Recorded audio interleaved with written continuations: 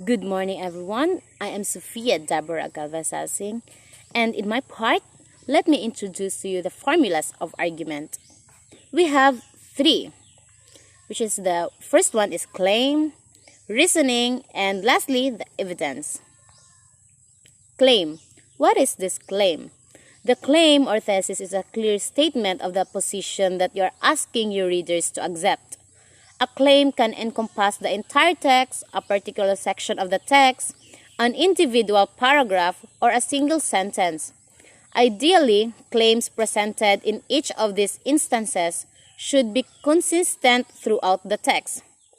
The claim includes information you are asking readers to accept as true or actions you want them to accept and intact, and must be supported by specific reason along with evidence that supports those reasons.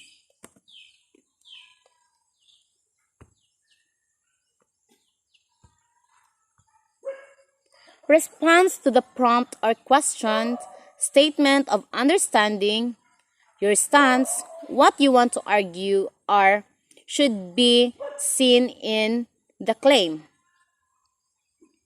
And to summarize it all, in planning an argument, the first step is to define your position and make a claim. Obviously, your stance is your opinion, for your arguments should reflect your opinion of point of view in some way. Once you define your position and make a claim, you need to consider the context of the argument, the setting, as well as the data or assumptions that are agreed upon or incontrovertible within the context. This will help your readers to understand the background of the argument and accepted or understood positions. Now let's proceed to reasoning, which is the second one.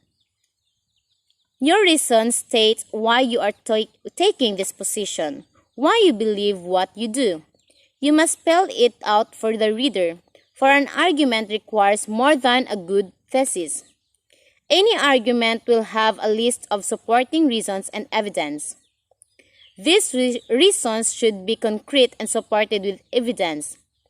Each statement of reason should include the following elements: the supporting reason, an explanation or definition of the reason, and third is an explanation of the value of that evidence.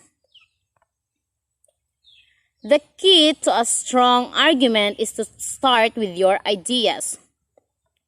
And let's be reminded with that. If you start with the ideas of your sources, it's easy to fall into a trap of writing a paper that mostly summarizes what other people think or say.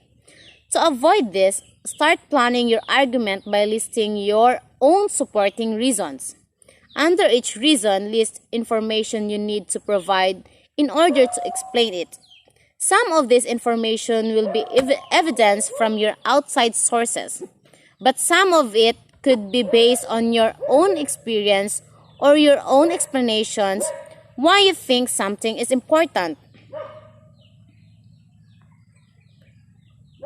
And these are to keep your audience in mind as you develop your supporting reasons. We have what do they think about your topic? And another, what do they think about it? What kinds of ideas and evidence will they find most persuasive and interesting? And lastly, what questions would they ask about your claim, and what would they challenge any part of that have to say? And now let's proceed to the last one, which is the evidence. A good argument will explain how each piece of evidence relates to the argument and why evidence is valuable and credible. The primary purpose of support is to explain why your reasons are legitimate ones. While support may take many forms, you should have always think of support as logical explanation. Usually, evidence includes facts, ideas, and quotes from current research or expert examples of cases related to your topic and quotes from people who are affected by it. As you can see, supporting evidence often arises from the source material, but never use a quotation or paraphrase without explaining its relevance to your reason immediately. Never let a source do the talking for you, and never let a source have the last word in your argument. In general, the evidence support that used in academic writing, and we have these three basic forms. We have facts, authoritative opinion, and logic. Let's define facts.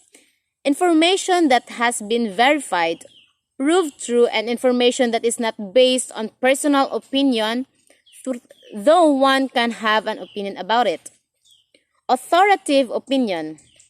The testimony of experts on the topic, often found through research, but care must be taken to identify any bias in the position of the source that would affect the validity of the opinion.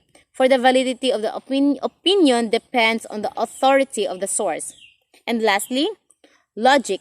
Logical evidence is created by thinking the facts and authoritative opinions. Logical evidence offer proof of a thesis by demonstrating a relationship between the thesis and facts or authoritative opinions. Logical evidence is created in the mind of the person making the argument. And that would be all. I hope you learned something, and thank you so much for listening.